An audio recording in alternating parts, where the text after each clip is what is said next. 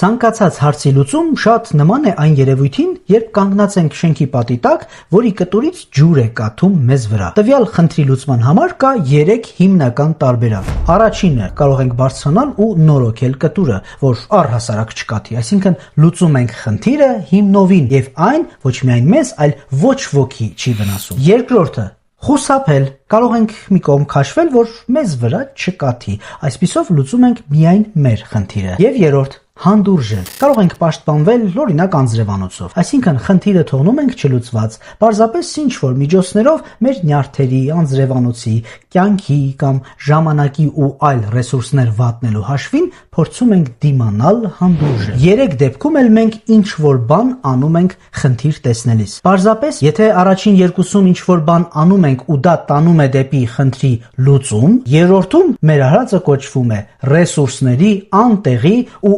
ժամկետ վատնում, կորուստ։ Այսինքն հանդուրժելը ոչ միայն չի լուծում առկա խնդիրը, այլ նորն է ստեղծում, ամեն անգամ ավելի թարմ խնդիր, որը եւս լուծելու կարիք ունի, որովհետեւ մեր արած ներդրումը նյարդային, ֆինանսական, ժամային խնդրի լուծման ուղղությամբ չէ,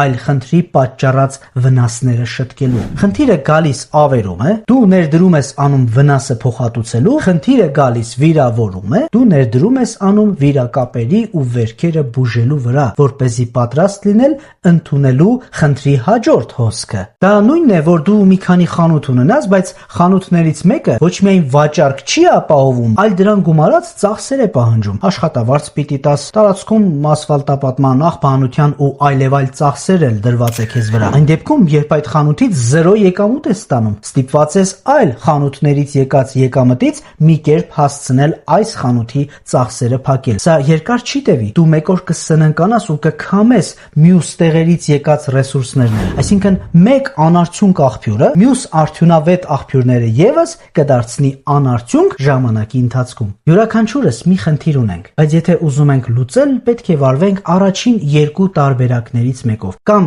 իրավիճակը վերցրեք ձեր ձեռքերում ու խնդիրը լուծեք հիմնովին, ինչպես առաջին կետում, կտուրը նորոգելու օրինակով, որպեսզի խնդիրը ոչ ոքի չվնասի։ Կամ էլ փորձեք սկզբում գոնե ձեզ ազատել, ինչպես կաթող ջրից մի կողմ քաշվելը, որը միգուցե նաև կօգնի կողքից ավելի հեշտ տեսնել խնդրի արմատը, թե որտեղից է կաթում, ու ցանկության դեպքում հեշտ կլինի նաև առաջին լուծումն իրագործել, այսինքն նորոգել խնդիրը հիմնովին։ Ինչ ուզում եք արեք, սիրելիներս, բայց հանդուրժումը երբեք որպես լուծում մի դիտարկեք։ Երբեք չհենվեք այն խաբկանքի վրա, իբր ես ոչինչ չեմ անի, կհամբերեմ, ոնց էլ չլինի, մեկ օր այն կլուծվի։ Երբեք ոչինչ չի լուծվելու ու չի փոխվելու, քանի դեռ որևէ մեկը այդ ուղղությամբ որևէ քայլ չի արել, չի խոսել, չի ընդվզել, չի առարկել։ Սովորիր խոսել, բանակցել ու համոզիչ ներկայացնել քո խնդիրը։ Առաջարկել լուծումներ, որոնք հարմար կլինեն երկուստեք ու մնալ մարդկանց հետ ընկեր, առանց թշնամիներ հավաքելու, բայց